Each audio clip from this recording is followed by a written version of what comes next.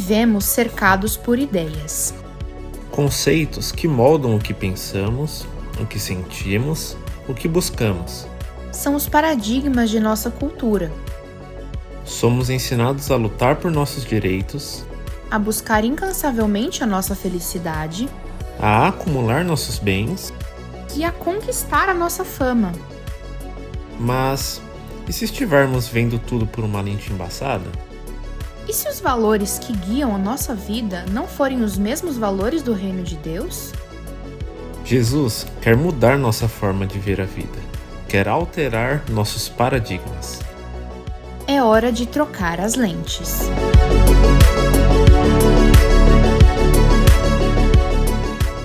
Que tempo especial, o pastor Ricardo está ministrando em São Luís, Maranhão, um tempo com líderes lá, também um tempo com a igreja presbiteriana lá em São Luís, Maranhão, mas também com a MPC lá, então, um tempo de nós também, como comunidade, estendermos o reino de Deus através da vida do nosso pastor, e nós aqui continuamos na nossa série desse mês. Você já viu aí o vídeo?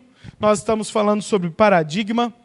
E quando nós falamos sobre isso, o que nós estamos tentando construir é, na verdade, uma consciência em cada um de nós, para que, conscientes de como é que nós pensamos, nós possamos passar para um tempo de saber como é que Deus pensa a respeito dessas coisas. Eu trouxe a definição aqui de um filósofo que diz assim, ficou pequeno aí para vocês, né? Nós vamos melhorar, orem por isso, ok? Conjunto de valores que determinam as posturas de uma referida sociedade, demarcando, então, o seu pensamento e o seu comportamento. O filósofo é Ricardo Costa, ele falou no último domingo. Vocês não sabem, mas o pastor de vocês é filósofo também, então, por favor, façam o grifo correto, certo? E nós começamos a definição de paradigma para aquilo que nós vamos usar nesse tempo, como conjunto de valores de determinada sociedade, de referida sociedade, que determinam ou que regulam a conduta e o comportamento, o pensamento dessa sociedade. Lá em Minas seria mais ou menos assim, paradigma é o jeitão da gente fazer as coisas. Entende? É como nós pensamos, os caminhos, são as cercas que nos dirigem, são os fios condutores do nosso comportamento e do nosso pensamento. Mas por que nós estamos refletindo nisso? Porque é tão importante pensarmos. Paradigmas, você teve aqui domingo passado, mas eu quero... Paradigma foi cunhado o termo no meio científico, por Kuhn, que percebeu que a ciência só avançava efetivamente a partir do ponto em que eles conseguiam romper com o jeito antigo de pensar as coisas e avançar para um jeito novo de se fazer ciência. E então, quando tinha uma quebra de paradigmas, havia um novo salto, abria-se uma nova barreira, abria-se um novo espaço para desenvolver, então, um novo jeito de pensar, um novo jeito de fazer as coisas, que abriam novas possibilidades e que conferia à ciência um novo jeito de conceber literatura, ciência, efetivamente falando. E daí veio, então, o termo paradigma, mas nós absorvemos isso na sociedade, porque também é aplicável, nós absorvemos isso na história, porque também é aplicável, e por isso nós percebemos na nossa educação eusebiana, porque por tantas vezes nós estudamos a história por marcos, certo? E nós normalmente dividimos a história assim, então, antes da Revolução Industrial, depois da Revolução Industrial, e como isso afetou a nós. Acontece que a palavra também mostra para nós que quando nós olhamos para o texto, e esse é um texto que nós já usamos no último domingo e vamos usar nesse, quando nós olhamos para o texto, quando nós olhamos para as Santas Escrituras, nós também temos uma mudança de paradigma que é essencial para se viver a vida com Deus. Preste bem atenção. Romanos 12, 2 vai dizer assim, não se amoldem, obrigado, viu? Orem pelo cabo, ele vai chegar. Não se amoldem ao padrão deste mundo, mas transformem-se pela renovação da sua mente, para que sejam capazes de experimentar e comprovar a boa, agradável e perfeita vontade de Deus.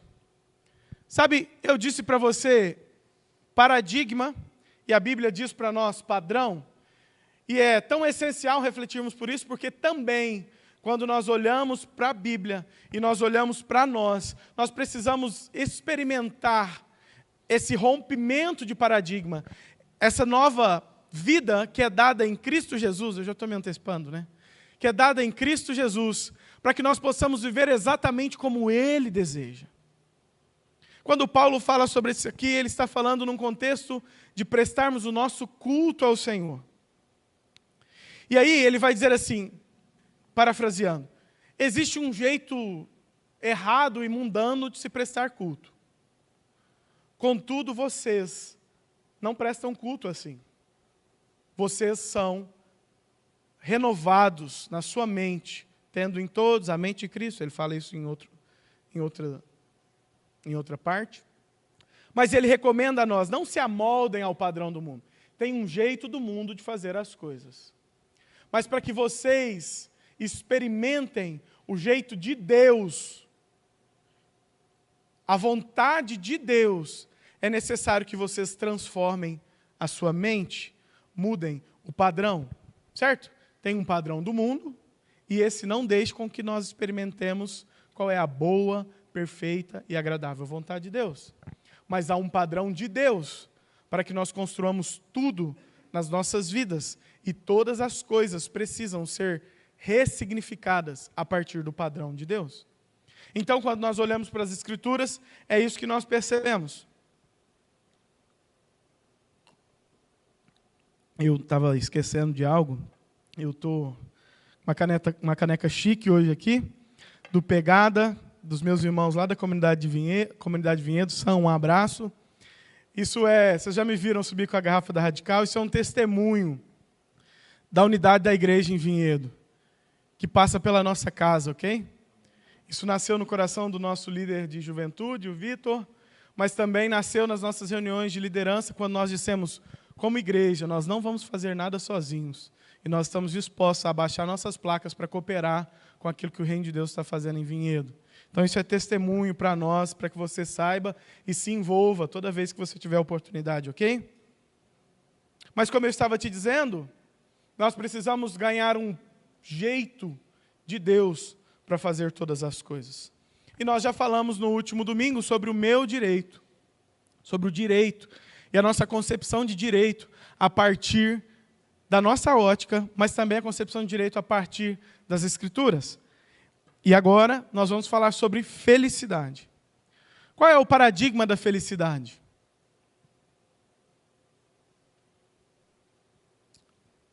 Como é que se constrói felicidade? Alguém ia falar?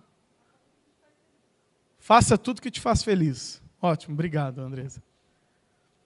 Talvez seja assim que as pessoas pensem em felicidade hoje, não é mesmo? Se te faz feliz, é lícito. É de direito. É válido.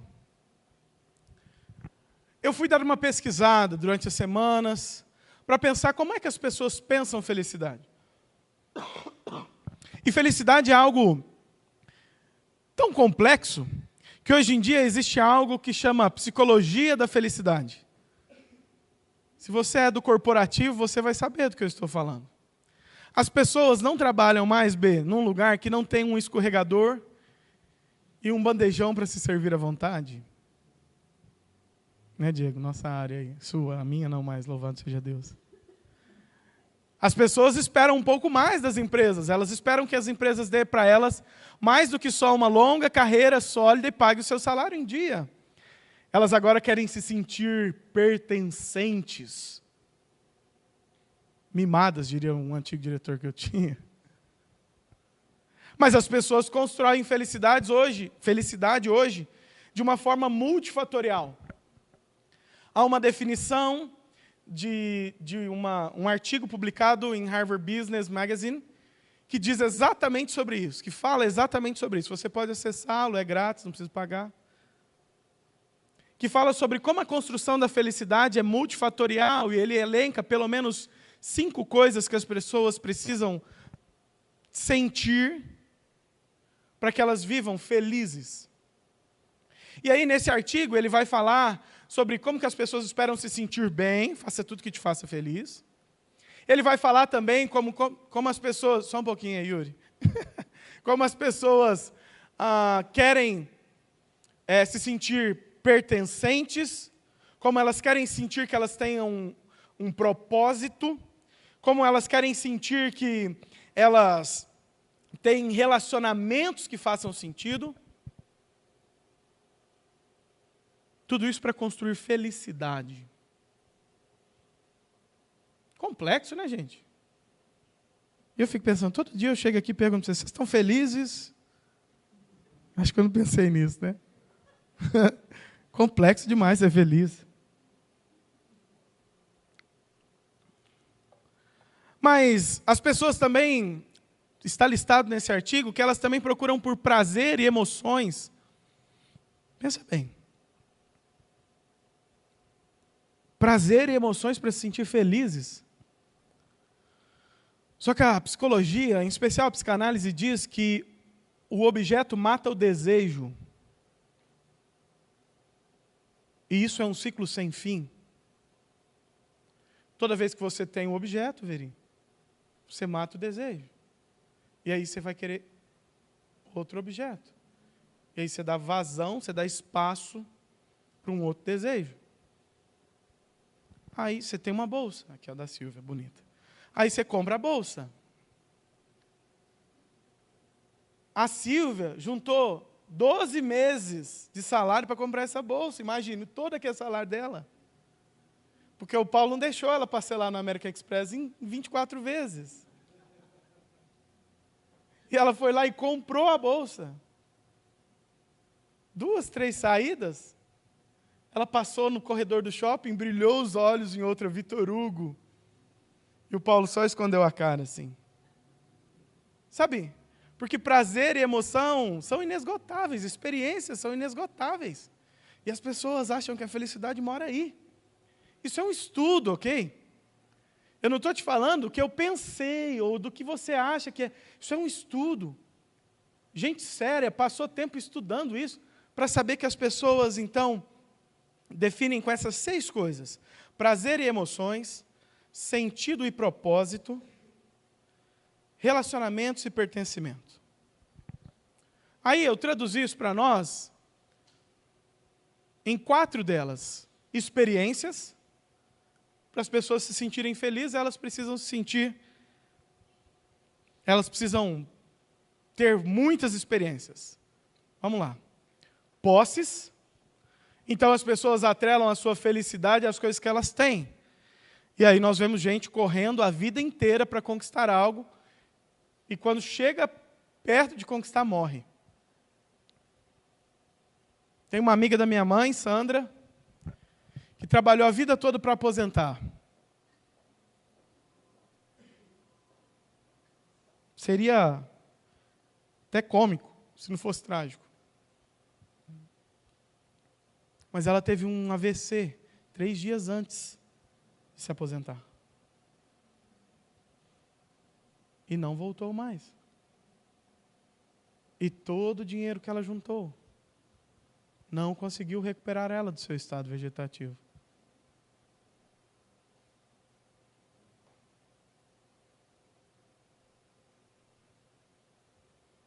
Mas também as pessoas escolhem definir felicidade, construir felicidade a partir de prazeres. E eu já te disse aqui, me adiantei. Prazer é inesgotável. Sabe o que é melhor do que comer um pudim, seu Saulo? Comer 2 pudins. Não é? Inteiros. E eu nem gosto de pudim, seu Saulo. Mas é assim. Não é? Sabe o que é melhor do que comer um brigadeiro? Comer 1 quilo de brigadeiro. Esse eu gosto. Felicidade construída a partir de prazeres? Vamos lá, Yuri. Felicidade construída a partir de realizações? Gente, realizações? Se você olhar para Eclesiastes, ele vai dizer que a recompensa do trabalho feito é o trabalho feito. Realizações vai nos satisfazer? E aí eu procurei o homem mais sábio que já pisou na terra para poder nos aconselhar. E aí está Eclesiastes 2:1.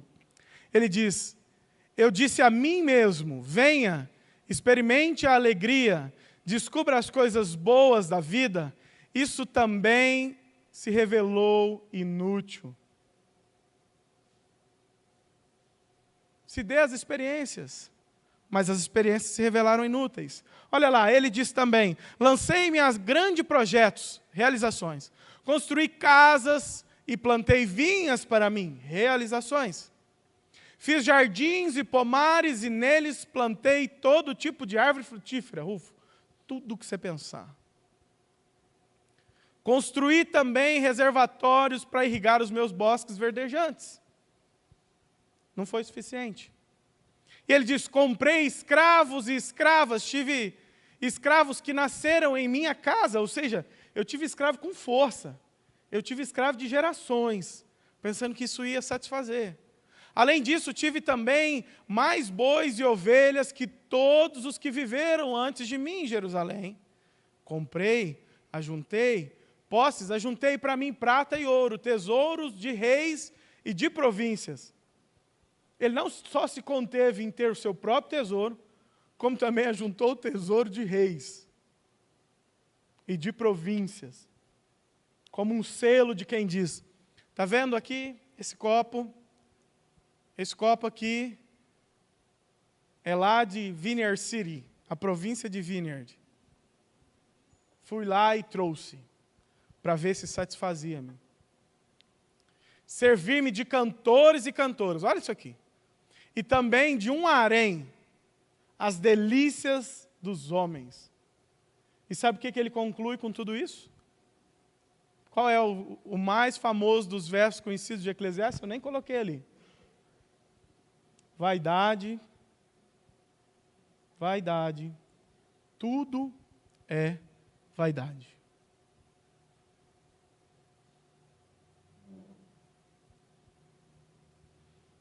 Quer traduzir diferente?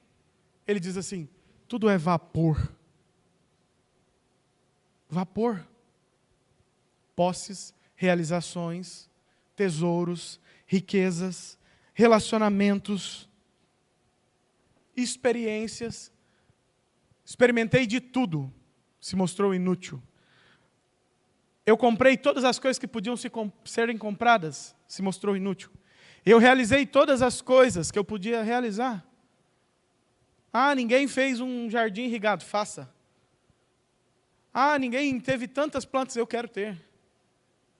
Salomão inaugurou o Guinness Book, sozinho.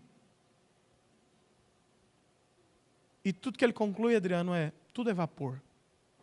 Todas essas coisas são vapor. Todas essas coisas são vapor. O que é felicidade, então, gente?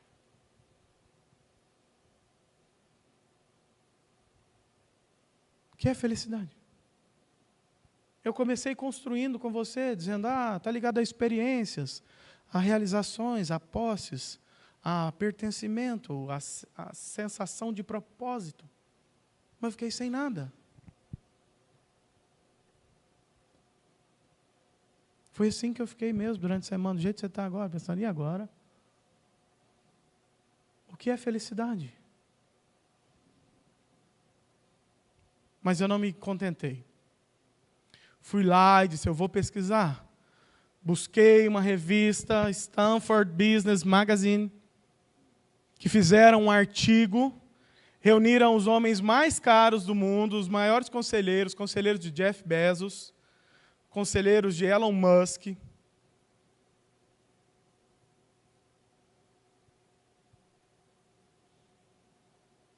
E aí esses conselheiros deu 7 passos para uma vida plena.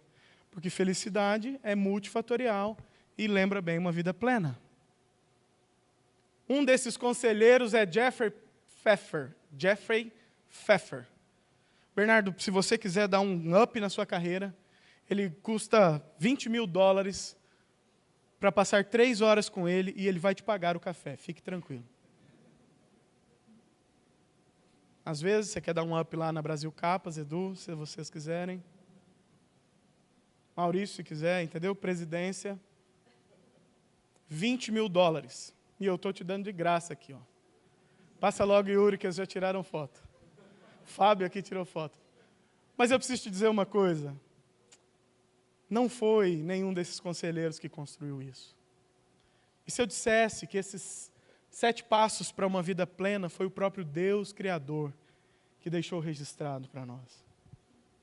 Mas eu sei que se eu te falasse, uma antes, Yuri, 2 agora, que foi a Stanford Business, que fez uma pesquisa entre os maiores conselheiros, você me daria a sua atenção de presente.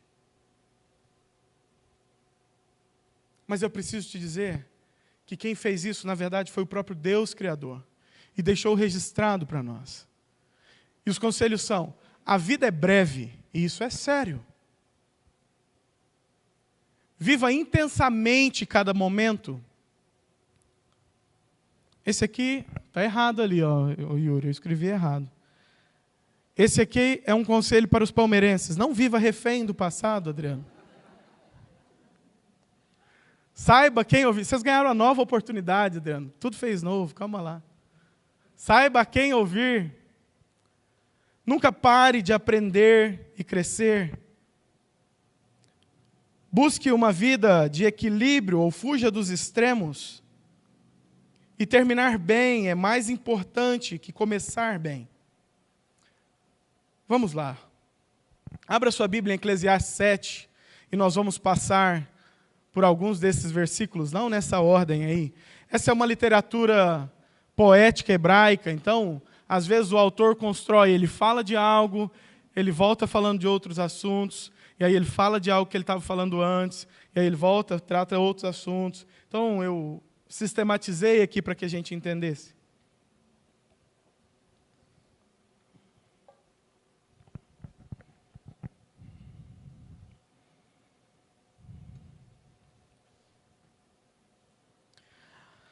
A vida é breve e isso é sério. Eclesiastes 2, 4 vai dizer para nós assim, 2 e 4, ok?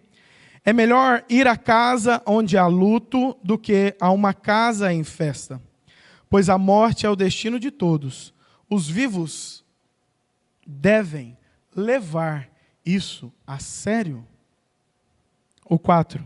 O coração do sábio está na casa onde há luto, mas o tolo na casa da alegria. O tema morte é um tema dificilmente tratado por nós. Meu pai já quis falar isso comigo algumas vezes. Eu sempre disse: o senhor está novo demais para a gente falar disso. Não, você está mexendo com o inventário aí da sua avó, talvez seja a hora da gente cuidar do nosso. Eu falei: o que é isso, pai? O senhor está em tempo de realizar ainda, que mexer com isso, não quero essa conversa. Mas quando você está diante de um diagnóstico, onde o risco de morte é iminente, ou é maior do que as suas chances de vida, certamente, a brevidade da vida te coloca diante daquilo que é essencial. Eu nunca vi alguém brigando no trânsito porque estava num risco de morte iminente. Ou brigando com o vizinho para que lado ele varreu as folhas.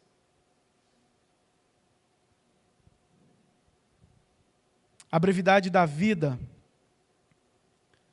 nos leva àquilo que é necessário. E a vida muda bruscamente quando nós estamos diante da realidade da morte. Mas sabe, o autor vai dizer, os vivos deveriam levar isso a sério, porque é a certeza de todos nós. Eu combinei com o Ruf que ele não vai embora até eu acabar. Porque se você não chegar lá no 7º ponto, você vai dizer, até Dalai Lama poderia ter pregado hoje. Então, por favor, só vá embora depois do 7º, ok? Mas quando nós pensamos que a vida vai acabar, quando nós estamos diante de um diagnóstico que nos mostra o quanto a vida é breve, nós passamos a considerar as coisas que são essenciais. E eu estou falando disso com você, para que você entenda qual é o paradigma de felicidade para Deus, de vida plena, de completude, para que as nossas vidas agora passem a ser levadas de um jeito que seja o jeito de Deus, para que nós levemos a vida. Sabe, quando nós pensamos na brevidade da vida, nós pensamos, se a vida vai acabar, como é que nós vamos viver esses últimos dias? E eu diria para nós, quanto mais, se a vida vai acabar e se ela é tão breve, como é que nós vamos viver quando nós fecharmos os olhos para essa realidade da brevidade da vida, vendo o fim dela, e abrirmos os nossos olhos para a eternidade? São reflexões como essas que o autor de Eclesiastes fala que deveriam estar em nós, porque assim como eu, e eu fiz isso como uma sátira, mas o autor de Eclesiastes diz, eu corri atrás de tudo, eu fui, eu busquei, eu aprendi para entender, nós vamos ver isso daqui a pouco, para entender qual é a insensatez de se viver na loucura ou na impiedade, longe de Deus. E vivendo e correndo atrás disso tudo, ele escreve esses 7 conselhos para nós, para que nós levemos as nossas vidas mais a sério. Como é que nós temos levado a nossa vida, a vida que Deus nos deu? Diante de um conselho desse, você pode dizer, carpe diem. Então, vou enfiar o pé no meu casamento e vou embora curtir a vida, porque eu só tenho essa mesmo. Mas eu preciso te dizer, e quando acabar essa? E quando você abrir os olhos para algo que nunca mais acabará? Onde é que você vai abrir os olhos depois que essa vida se encerrar?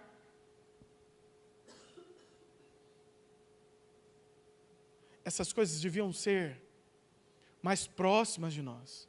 E ele vai dizer para nós que o sábio é aquele que considera essas coisas. E por isso ele diz, o coração do sábio está na casa onde há luto, mas o do tolo na casa da alegria.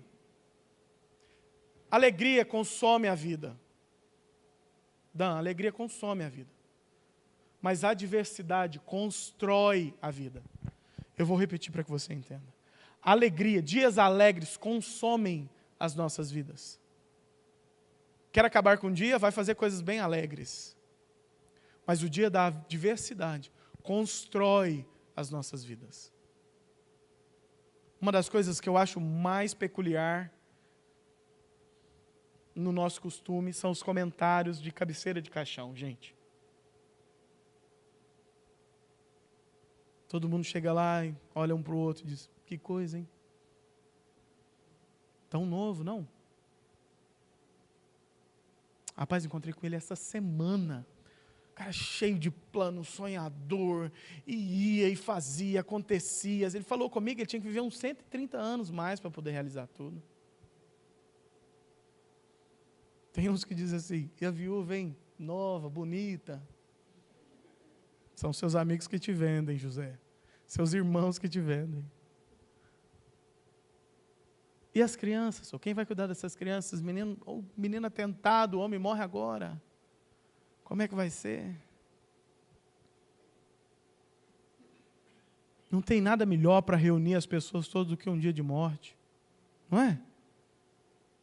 Você chega lá, tem gente que você não viu há 15 anos. E aí vocês vão considerar, e qual é a mesma fala e uso de toda a família? Nossa, a gente tinha que se encontrar mais, a gente só se vê nesses dias, gente, que tristeza. Nós devemos deixar de ser assim. Ou, às vezes eu tenho vontade de sentar no cemitério aqui, municipal, só para ficar ouvindo esse tipo de comentário. As pessoas são muito curiosas. Mas não é, todo mundo é assim. O velório do rico, do pobre, do preto, do amarelo. Todo mundo é assim. Mas aí o autor de Eclesiastes vai dizer para nós, o coração do sábio está sempre se lembrando que nós só temos essa vida. E preocupado de como é que nós temos gastado os escassos momentos que Deus tem nos dado. Mas o coração do insensato está na casa da alegria, que deixa a vida passar, ser consumida. O segundo conselho que ele vai trazer para nós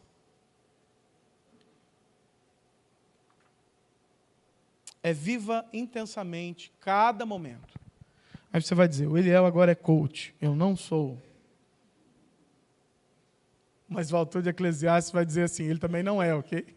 Mas o autor de Eclesiastes vai dizer assim: quando os dias forem bons, aproveite-os bem. Mas quando os dias forem ruins, considere, Deus fez tanto um quanto o outro, para evitar que o homem descubra alguma coisa sobre o seu futuro. O dia bom, amigo, é só alegria. Tem dia que você nasce assim, na unção da águia. Você fala, subirei tão alto como águas de águia. Você diz, Deus, meu mentor fala isso, eu posso usar. Deus vai cuidar dos mais fracos hoje, que hoje eu estou daquele modelo. Mas tem dia que você acorda com a unção da minhoca. E você quer cavar o buraco mais fundo para você se esconder. Mas o conselho dele é: viva intensamente cada momento, os bons e os ruins. Eu já te disse isso antes, os dias alegres consomem a vida, mas os dias de adversidade constroem a vida. E aqui ele deixa um conselho tão piedoso, que Dalai Lama não poderia ensinar isso para nós hoje. Deus fez tanto dia bom quanto dia ruim, para evitar que a gente comece a descobrir algo sobre o nosso futuro. Sabe o que ele está querendo dizer aqui? Para evitar que a gente pense que a vida vai bem demais, de vento em popa, e nós não dependemos em nada de Deus. Porque isso, na verdade, revela para nós uma coisa só. Olhe para esses versos. Nós dependemos de Deus. E o dia mau é para te lembrar. Sabe aquele dia que o negócio não vai de jeito nenhum? E de repente você para o carro, fecha os olhos e diz, ah, Deus, se o Senhor não vier comigo, eu não termino esse dia. Vocês são mais evangélicos, talvez vocês não tenham esses dias. Mas algumas vezes eu já precisei parar o carro e dizer, Senhor, se o Senhor não inundar esse carro de paz aqui, com esse tanto de seta sem usar, não deixa eu te ver sem seta na rua não, viu? E não vem falar, você buzinou para mim, não buzinei para ninguém, eu buzino para quem não usa seta. Brincadeira, irmãos, eu estou melhorando. Em nome de Jesus. Amém, minha namorada disse. Você vê. Seus irmãos é que te vendem, José, meu pastor já diria. Foi você, Veri? Pensei que tinha sido ela. Seria boa essa piada, meu bem. Os dias bons e os ruins precisam ser vividos intensamente, porque eles nos levam ao essencial, à dependência do Senhor. E depois ele vai dizer no terceiro conselho, não viva, eu acertei, Yuri, não viva refém do passado. Eclesiastes 7:10 vai dizer assim para nós, não diga, por que os dias do passado foram melhores que os de hoje? Fábio, toma nota disso aí, viu? Isso aqui é aquele conselho que eu falei. Pois não é, você também, viu, Karim? Pode anotar isso aí. Pois não é sábio fazer esse tipo de pergunta, diz o autor de Eclesiastes. História não garante nada, viu, Karim? O sucesso passado, eu estou falando de Eclesiastes, estou falando de São Paulo não, tá? O sucesso do passado não nos garante nada. E se nós vivermos reféns do sucesso do passado, nós vamos andar depressivos por aí. E mais do que isso, sabe o que vai acontecer conosco? Nós vamos deixar de desfrutar das dádivas do momento presente. Os dias bons e os ruins foi Deus quem construiu. Mas há alguma coisa boa no momento presente. E que se nós vivermos só olhando para o passado, nós vamos deixar de viver. Por exemplo, o Fábio está comemorando já de novo. Tem base, ele está acreditando outra vez no Palmeiras. A cara do Cari lá de satisfação das minhas piadas, da Cari. Mas a verdade, irmãos, que viver no passado produz gente amargurada. Viver no passado produz gente depressiva. Viver no passado produz gente ingrata. Ingratidão não prescreve. Não prescreve. Já falou com aquele tipo de gente que diz assim, nossa, antigamente é que era bom. Bom mesmo era antigamente, que a gente aquecia a água na chaleira e ia tomar banho de balde. Ah, fala sério. Fala sério. Bom mesmo era passar a roupa assim, ó, lá na minha família tem desse. Bom mesmo era passar a roupa assim, você passava balançando o ferro a brasa assim, e de repente caía uma brasa lá na sua calça de tergal e furava ela toda. Ah, fala sério.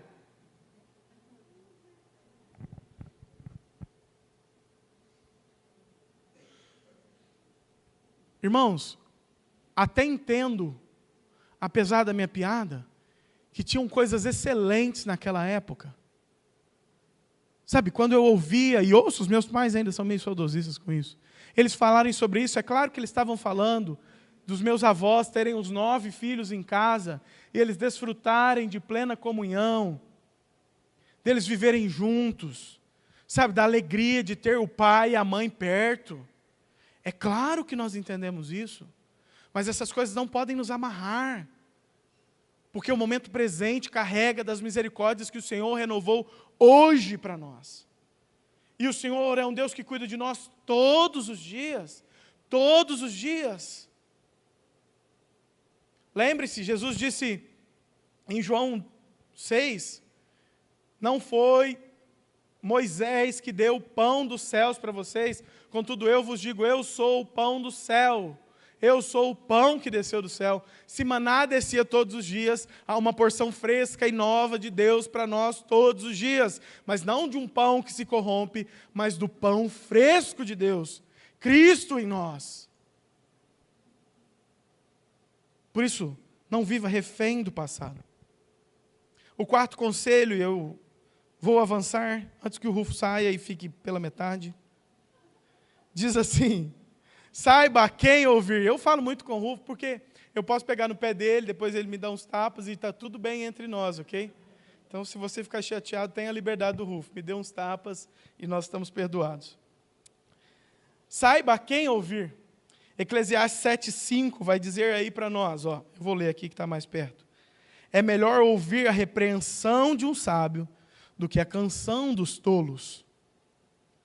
Sabedoria é o meio pelo qual o autor descobriu de viver a vida plena, estar sempre feliz. E a canção dos tolos é a canção daqueles que te bajulam. É aquela canção que te embala. O conselho, a repreensão é dura, mas a fala do tolo é aquela que te embala. E você está lá valsando com ele, pensando, eu sou o melhor, eu posso todas as coisas, eu sou invencível. Ninguém se compara a mim. A repreensão dos sábios, pelo contrário, lança luz na nossa mente, na nossa alma, a lugares desconfortáveis demais que nós não gostaríamos que tivesse luz.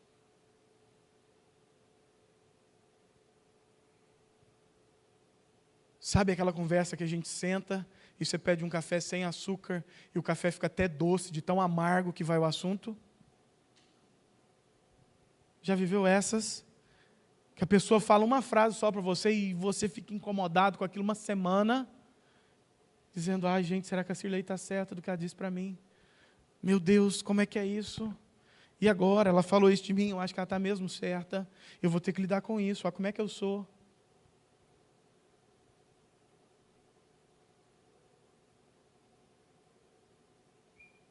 Mas é melhor a repreensão de um sábio do que a canção de um tolo. Porque a canção dos tolos te leva para o buraco. E quantas vezes nós não vemos pessoas afundando as suas vidas, os seus casamentos, as suas carreiras, simplesmente porque ouviram a pessoa errada.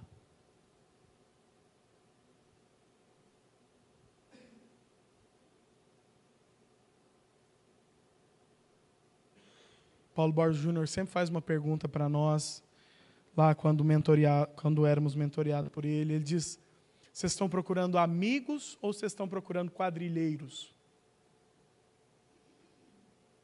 Para a vida, nós dividimos a vida com amigos ou com quadrilheiros? Porque se você quiser realizar algo, procure 2 ou 3 tão malucos quanto você, Maurício. Que estão com a mesma ideia furada. Daqui a pouco vocês estão vendo, vocês estão vislumbrando, vocês estão com um plano, você se olha e fala, vamos executar que é o plano perfeito. É ou não é? Se você quiser comprar um carro para te dar trabalho, vai conversar com quem gosta de comprar lasanhas. É o termo que a gente usa para esses carros que dão muito trabalho, ok? Vai falando com ele fala, rapaz, passei a semana com o carro na oficina. E você fala, não, que delícia. Meu sonho era passar uma semana, 15 dias com o carro na oficina. Aí ele vai dizer, olha, eu estava andando e o carro parou. E você fala, não, que vontade que eu estou de ligar para minha esposa e falar, bem, pega o carro e vem buscar que meu carro parou. Pagar um guincho. Daqui a pouco você está convencido. Se você quiser acabar com o seu casamento, vai procurar gente amargurada para falar disso. Ah, rapidinho alguém vai te dizer, ah, para com isso, não se dá esse trabalho não. Tem tanta gente aí, você é uma pessoa tão boa. Tem tanta gente que te merece mais do que essa mulher, do que esse homem que está casado com você. Quando ainda não chega aqui, ele diz assim, tem tanta gente que te merece mais do que esse homem, essa mulher que está casada aí. Canção dos tolos. A canção dos tolos. E depois ele vai dizer, ainda mais à frente, não dê atenção a todas as palavras que o povo diz, caso contrário, poderá ouvir o seu próprio servo falando mal de você. Tem muita coisa sendo dita por aí. Escolha quem você vai ouvir. E eu quero gastar um pouquinho de tempo aqui. A quem nós temos ouvido, irmãos? Quem são as pessoas que têm vozes mais potentes hoje na sociedade brasileira? Não é nós, a igreja, ok? Não somos nós, a igreja. Fiz uma pesquisa essa semana dos 10 maiores influencers brasileiros. Qual é o nível de intelectualidade, piedade, santidade que essas pessoas carregam?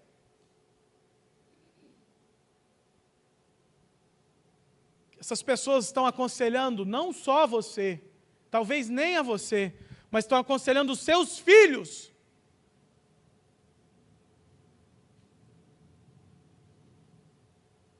Vai me desculpar, eu vou fazer inimigos hoje.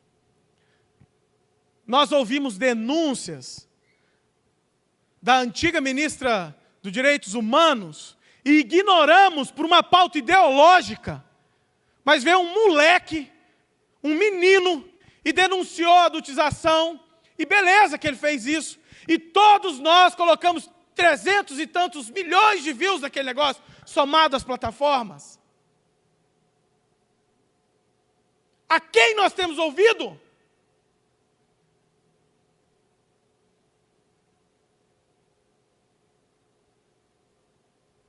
Antônia Fontinelli fez a mesma denúncia e está sendo condenada a indenizar Ítalo, o mesmo que foi preso essa semana. Indenizar.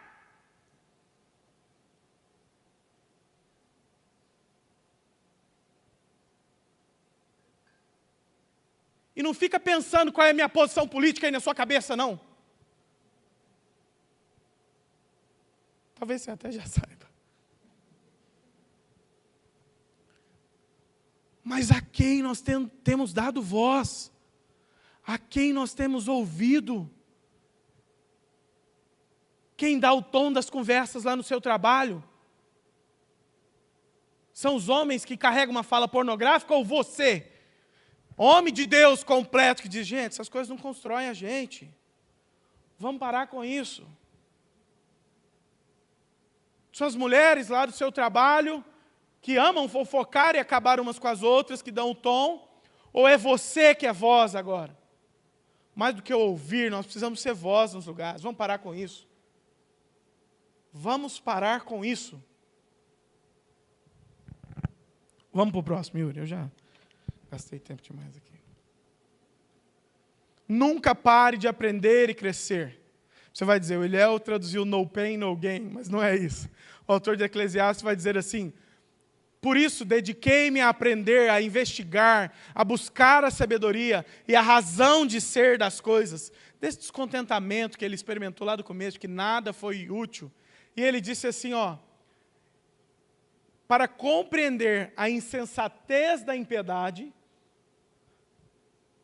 e a loucura da insensatez. Isso é um jogo de palavras, deixa eu traduzir para você. Ele está buscando entender qual é a loucura que mora no insensato de viver como um ímpio. Se nós olharmos, impiedade, piedade, é a definição que nós usamos para a nossa, eu não gosto dessa palavra, mas espiritualidade.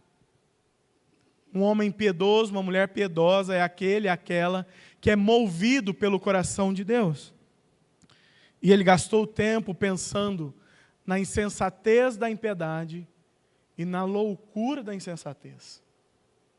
Como é que vive um insensato longe de Deus, um ímpio, e qual loucura habita na cabeça dele de pensar que há uma vida para se viver longe de Deus?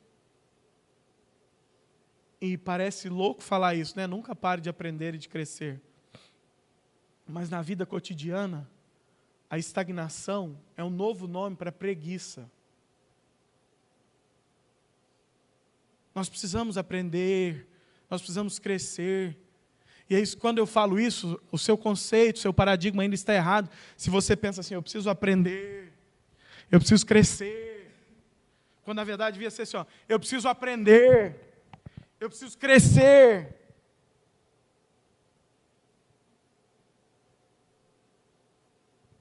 Próximo, Yuri. Fuja dos extremos. Isso aqui eu queria pular, mas eu vou te explicar isso. Não seja excessivamente justo, nem demasiadamente sábio, porque destruir-se a si mesmo.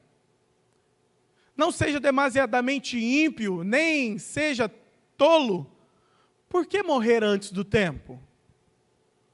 É bom reter uma coisa e não abrir mão da outra, pois quem teme a Deus evitará ambos os extremos.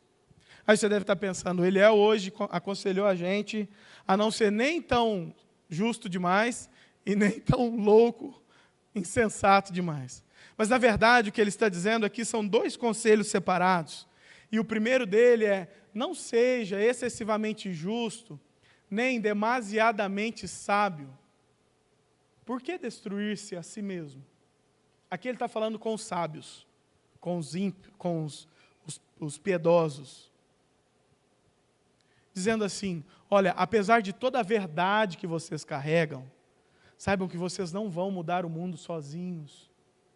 E se você levar isso a ferro e fogo, há uma alta chance de você virar um fariseu, que por zelo da lei, abandonou o coração, a essência daquilo que a lei carregava, e foi capaz de rejeitar o Messias.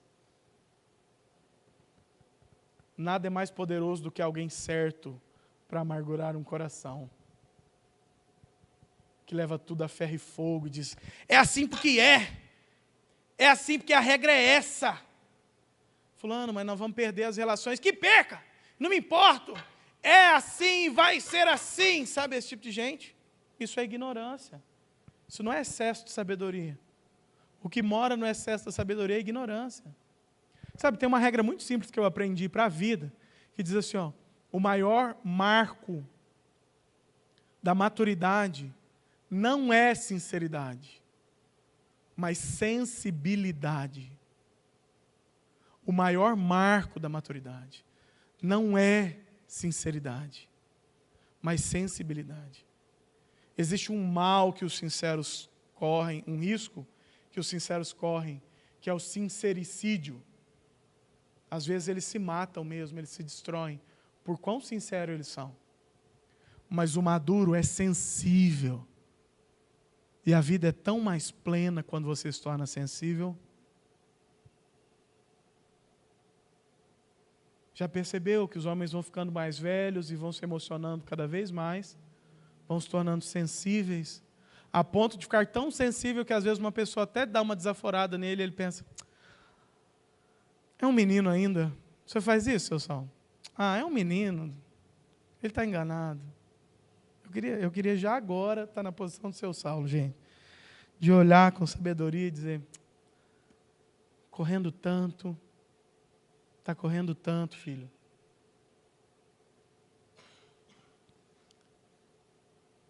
E depois ele diz, já que os sábios estão me ouvindo, deixa eu dar um conselho também para os tolos que estão aí.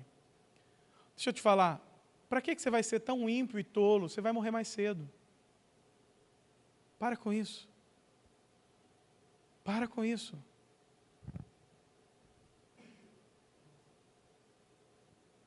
Ache um equilíbrio. Seja sincero, mas seja sensível. É bom reter uma coisa e não deixar a outra. Pode passar, Yuri, por favor. Por fim, e agora eu pedi para você não ir embora, porque a gente precisa falar sobre isso. Terminar bem é melhor do que começar bem. Terminar bem é melhor do que começar bem. Esse é o versículo que eu não li no início, que diz assim, o bom nome é melhor do que um perfume finíssimo. E o dia da morte é melhor do que o dia do nascimento. Aí a cabeça da gente buga, né? O dia da morte é melhor que o dia do nascimento. Que negócio é esse? Mas vamos por partes. O que ele está dizendo para nós é o seguinte, olha, terminar bem, ter um bom nome, não dar trabalho para as pessoas em volta do seu caixão para falar bem de você, ninguém precisa mentir nem inventar, é melhor do que começar bem. Mas aí ele usa outra figura. Ele diz, é melhor do que um perfume finíssimo. Só os reis tinham no seu tesouro perfumes finíssimos. É por isso que quando Maria quebrou o vaso, o jarro de perfume aos pés de Jesus, a moçada enlouqueceu. Porque era o que ela tinha de mais precioso, talvez como dote para o seu casamento. Ela abriu mão de talvez ter um bom casamento.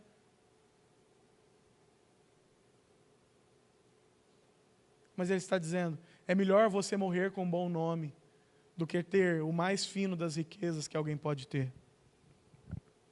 Porque é melhor terminar bem. Porque uma criança, quando nasce, não tem um nome, não construiu nada. Mas quando se termina bem, quando se caminha para terminar bem, aí é melhor mesmo o dia que você morreu do que o dia que você nasceu. Não por causa das coisas que você construiu, mas por causa das coisas que você construiu. Por causa das coisas que você construiu nas pessoas. Entende? Porque você aproveitou bem cada um dos seus dias e o tempo de vida que o Senhor te deu. Que foi o que nós começamos falando. E afinal de contas, qual é a chave? Vamos lá, Yuri. Eu quero colocar esses versículos aqui que vai fazer a gente entender melhor. Como não se perder, então, em terminar bem? Rapidamente. Eclesiastes 7-9, o 7 vai dizer assim, a opressão transforma o sábio em tolo. Cuidado quando você estiver com muita pressão, aflito demais, porque a sua chance de se perder é alta. Isso pode amargurar o seu coração. E o suborno corrompe o seu coração. Está aqui duas coisas muito boas para perder um homem. O suborno, porque cria atalhos. E saiba, nenhum atalho vai te levar no lugar que você quer. Não do jeito que você deveria chegar. E ele vai dizer também assim, como não se perder? Não permita que a ira domine depressa o seu espírito, pois a ira aloja no íntimo dos tolos. Se você quiser deixar de ser sábio e não ter uma vida plena, é só deixar com que a ira domine o seu coração. Porque quem tem o coração dominado pela ira são os tolos. E aí o 8 que eu tirei de propósito, vai reforçar o que nós acabamos de dizer. O fim das coisas é melhor do que o seu início. E o paciente, o que não paga suborno, o que não pega atalhos, o que não age abruptamente, impensadamente, o paciente é melhor do que o orgulhoso. Terminar bem é melhor que começar bem. Vamos lá. Afinal de contas, qual é o princípio da sabedoria? Esse homem andou tudo, experimentou tudo, escreveu esses conselhos para nós, e ele disse aqui, lembre-se do seu Criador nos dias da tua juventude, antes que venham os dias difíceis e se aproximem os anos em que você dirá, eu não tenho mais satisfação neles. Se terminar bem é melhor que começar bem, que tal não virar a chave agora e começar desde já a viver uma vida sobre os paradigmas de felicidade que o Senhor escolheu construir, com base na sabedoria que o Deus Criador escolheu colocar para nós na sua palavra? Que tal, ao invés de comprar a Stanford Business lá, caçando as 7 dicas para a vida plena, você não vá comprar uma Bíblia nova e vá ler e fazer disso a sua regra de fé e prática, como você prometeu quando se tornou membro dessa comunidade, seguidor de Jesus. Porque ele está dizendo, olha, é melhor fazer isso quanto antes. E essa é a loucura. Às vezes eu sento com alguns jovens, não os da nossa igreja, porque os da nossa igreja são ótimos, mas eu sento com alguns jovens que dizem assim, eu vou viver a vida. Quando eu tiver velho, aí eu vou me preocupar com Deus. Deixa eu curtir, deixa eu experimentar, deixa eu viver, deixa eu ir atrás dos prazeres, deixa eu curtir as festas. Quando eu estiver perto de morrer, aí eu vou me resolver com Deus. Tem coisa demais para se viver, a vida é longa demais. E o primeiro conselho já vai dizer para nós, a vida é breve, e isso é sério. Então é melhor lembrar-se do Senhor nos dias da juventude do que esperar os dias da velhice, porque talvez lá você não tenha esse prazer. Podemos avançar, porque ele continua dizendo assim, preste atenção, essa é a conclusão e é o motivo pelo qual você precisa levar no seu coração. O homem que viveu todas as coisas e viu que a felicidade não se constrói em nada disso, nem em prazeres, nem em mulheres, nem em bebidas, nem em construções, nem em realizações, nem em carreiras, nem em riquezas. Diz então, por fim, da sua enciclopédia de sabedoria o seguinte, agora que já se ouviu de tudo, bem você pensando de mim agora que eu já ouvi essas coisas todas, aqui está a conclusão. Tema a Deus e obedeça aos seus mandamentos, porque isso é o essencial para o homem. Porque não se engane, Deus trará julgamento, tudo o que foi feito, inclusive o que está escondido, seja bom, seja mal.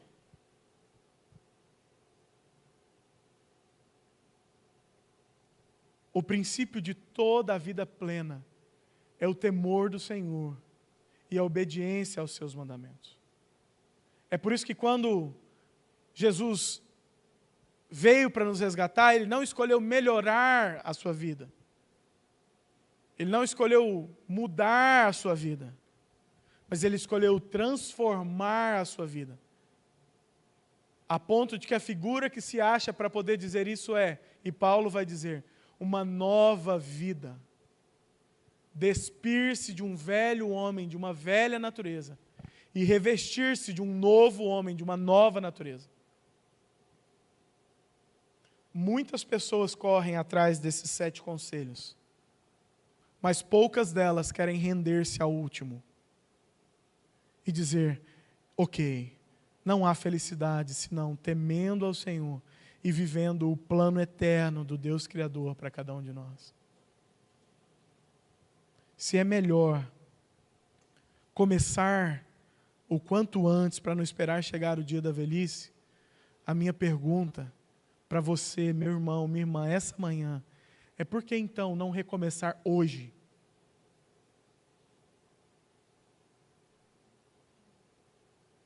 Por que não recomeçar agora? Vivendo a partir da transformação da sua mente para experimentar a boa, perfeita e agradável vontade de Deus para a sua vida. Por que não hoje? Por que não agora?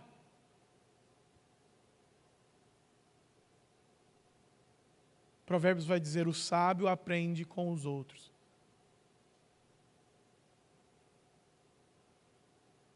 Talvez seja a hora de nós pegarmos essas santas escrituras que foram registradas aqui, para dizermos: realmente, eu tenho guiado a minha vida por princípios que não são os que Deus espera para uma vida plena para mim. Mas hoje mesmo, enquanto eu ainda tenho prazer e alegria, eu quero viver de forma plena com o Senhor.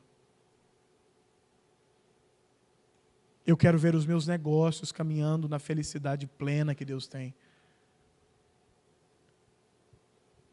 Eu quero ver a minha família caminhando na felicidade plena que Deus tem. Não se enganem, não se enganem. Essa não é uma palavra só para os que vivem longe do Senhor.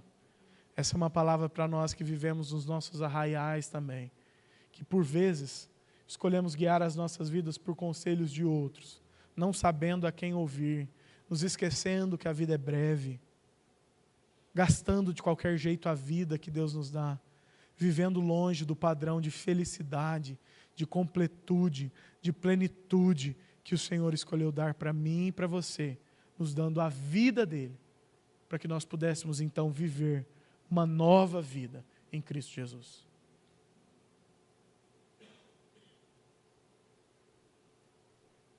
Alguma coisa precisa ser mudada hoje em nós.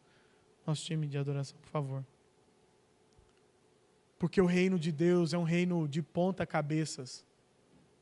Um reino de ponta-cabeça onde o líder é o servo maior de todos. O que perde é o que está ganhando mais. O mais rico é o mais pobre.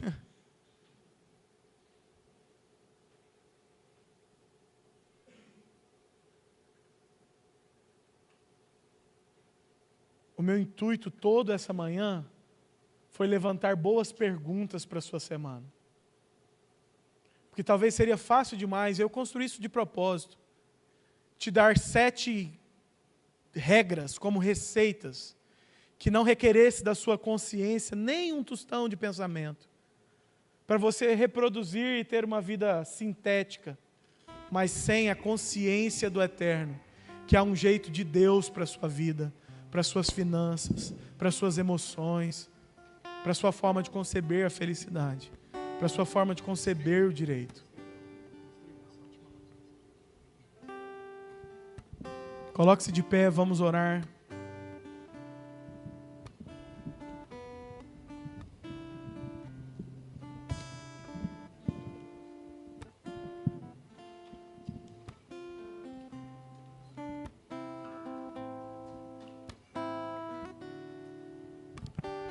Karen mudou a música aí, tá?